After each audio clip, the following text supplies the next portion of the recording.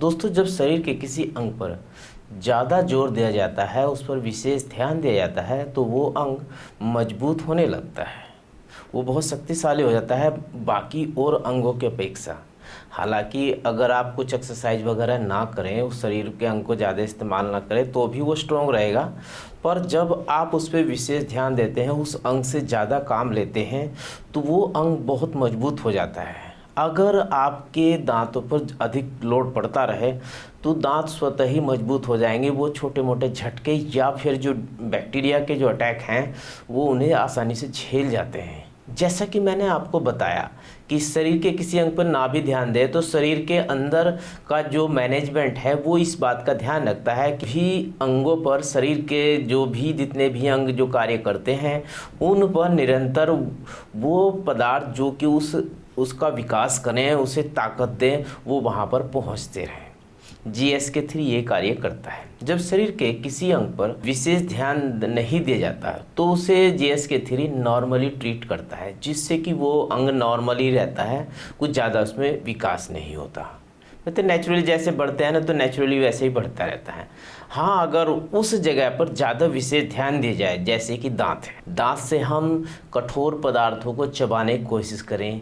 जैसे कि मैंने कई बार कह चुका हूँ कि अमरूद है ना, उसके जो बीज होते हैं उन्हें चबा के खाएं, गन्ना चूसें।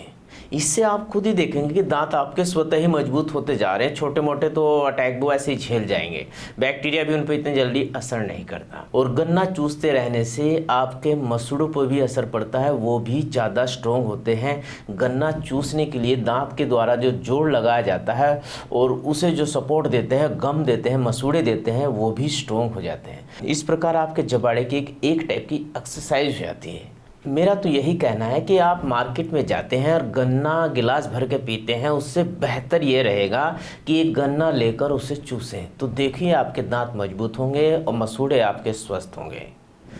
अब नॉर्मली जो कार्य चलता रहता है, उसमें तो कुछ किया नहीं जा सकता, परंतु जब ये इस प्रक्रिया में कोई आके ये कहता है कि भाई उस जगह ज़्यादा ताकत की आवश्यकता है या उधर ज़्यादा एनर्जी की आवश्यकता है, वहाँ पर आप ज़्यादा एनर्जी भेजिए। एक तो नेचुरली यही होगा कि भाई आप कुछ खाते पीते हैं, उससे एक मैसेज जनरेट होता है कि वहाँ उस अंग का ज़्यादा इस्तेमाल हो रहा है, उसे ज़्यादा सपोर्ट दो, उसे ज़्यादा ऐसे पोषक तत्व दो ताकि वो मजबूत हो जाए और उस कार्य को ज़्यादा सुगमता से कर सके। ये होता है एक नॉर्मल पोजीशन में। परंतु जब आप उस अंग का ज़्यादा इस्तेमाल नहीं कर रहे, दांतों पे ज़्यादा जोर नहीं दे रहे हैं, दांत स्ट्रॉन्ग नहीं बन रहे हैं, मसूड़े में दिक्कत है, कभी मसूड़े से खून आने लगता है, कभी कुछ आता है, कभी मवाद होती है, कभी पायरिया की दिक्कत हो जाती है, ये सब होता है बैक्टीरिया के कारण, जो दांतों को सड़ाता रहता है या मसूड़ों को कमज़ोर करता रहता है, या फिर दांतों में पोषण नहीं पहुँचने देता।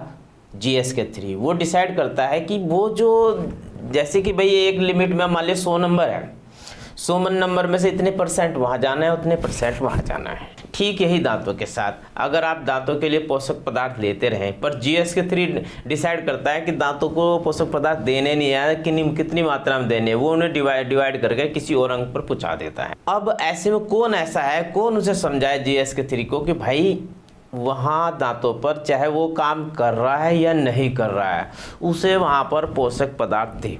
अगर कोई उसे ऐसा समझा पाए शरीर के बॉडी के मैनेजमेंट को, तो वो फिर कहेगा कि चलो भाई वहाँ पर भेज देते हैं पोषक तत्व। तो ये काम करता है टाइप ग्लूसिव। और देखिए, टाइप ग्लूसिव के विषय में मैं अभी कुछ टिप्पणियाँ पढ़ रहा था आप लोगों के की भी, तो उसमें कुछ लोग कह रहे थे कि अमेजन पर 400 समथिंग में वो मिल रही हैं।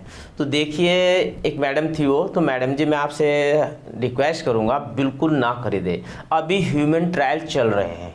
एक ने मुझे मैसेज किया था कि इसका किस पर प्रयोग किया, कितने ठीक हो गया। अरे भाई, ये ह्यूमन ट्रायल चल रहे हैं, ये इसी बात को चेक कर रहे हैं, ह्यूमन पर दवा का इस्तेमाल करके देख रहे हैं कि भाई ये दवा कितना असर करती है। तो जो फायदा हो रहा है तभी तो ह्यूमन ट्रायल हो रहा है, और ये पहले फेज़ के तो है नहीं, ये तो लास्ट फेज़ के चल रहे हैं। तो धीरे धीरे जैसे जैसे लोगों के रिजल्ट सही आएंगे और ये दवा फिर मार्केट में आ जाएंगी। तो अभी मार्केट में नहीं है, और जो ऐसा कह रहा है ना, वो सरासर फ्रॉड है, आपको लूटने की कोशिश कर रहा है। तो थोड़ा इंतजार करें, ये दवा मार्केट में आ जाएगी, फिर ये GSK3 को समझाएगी कि भाई एनर्जी की आवश्यकता वहाँ भी है, उसका भी ध्यान दे लो। तो GSK3 फिर दांतों को पोषण वाले पदार्थ तुरंत भेजेगा, बल्कि भेजेगा क्या, मात्रा बढ़ा देगा। अब होगा क्या कि बैक्टीरिया आपके दांत पर अटैक करेंगे, गड्ढा होगा, नीचे से पोषक पदार्थ आ जाएंगे, रिपेयरिंग वाली टीम आ जाएगी, वो तुरंत उठा के आपके दांत का गड्ढा भर देगी। तो ये एक नेचुरल प्रक्रिया में ला देगा टाइप ग्लूशू। वरना GSK-3 तो डिसाइड करता है कि भाई किस जगह ज़्यादा ताकत की आवश्यकता है। मान लिया आप दौड़ रहे हैं तो आपके मांसपेशियों पे जोर पड़ेगा ना, तो ताकत वहाँ दी जाएगी, बाकी अंगों को कम कर दी जाएगी, वो ताकत जो जाएगी। तो बहुत सारे सवालों का मैं एक एक सवाल ना करके मैंने इसलिए इसका जवाब दे दिया है। थोड़ा इंतजार करो, लगभग 1-2 साल बाद, कम से 2 साल तो मान के चलो कि लगभग 2 साल से पहले या 2 साल के बाद ये दवा मार्केट में आ जाएगी। तब तक के लिए थोड़ा इंतजार करें। तो दोस्तों मिलते हैं नए वीडियो में नई जानकारी के साथ। तब तक के लिए नमस्कार, जय हिंद।